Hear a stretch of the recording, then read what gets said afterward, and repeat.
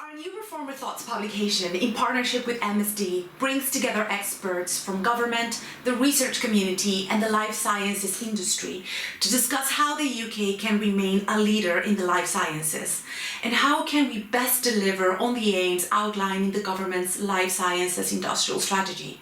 So our contributors discuss things like how can we best harness the data sets held by the NHS to deliver better treatments and drugs.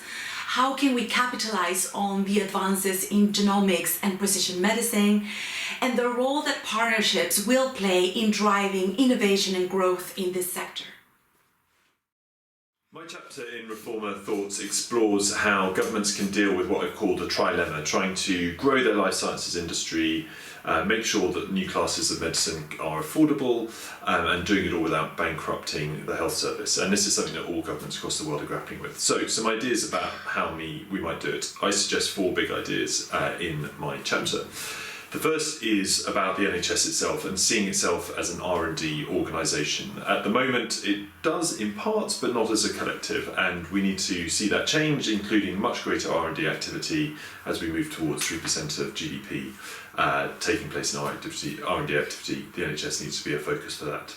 The second is around regulation. We're about to leave the European Medicines Agency, which has some downsides, but it's going to give us some flexibility to regulate differently, particularly cutting-edge therapies, cell and gene therapies, digital therapies, and others. And we have a huge opportunity to become the world's testbed for them.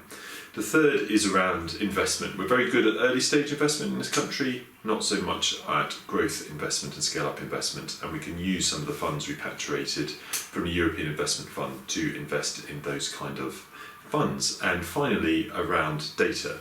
The UK has an amazing health data opportunity. We need to get patients on board and comfortable with it, but potentially this could generate up to £10 billion a year in value, better care, economic activity and other things.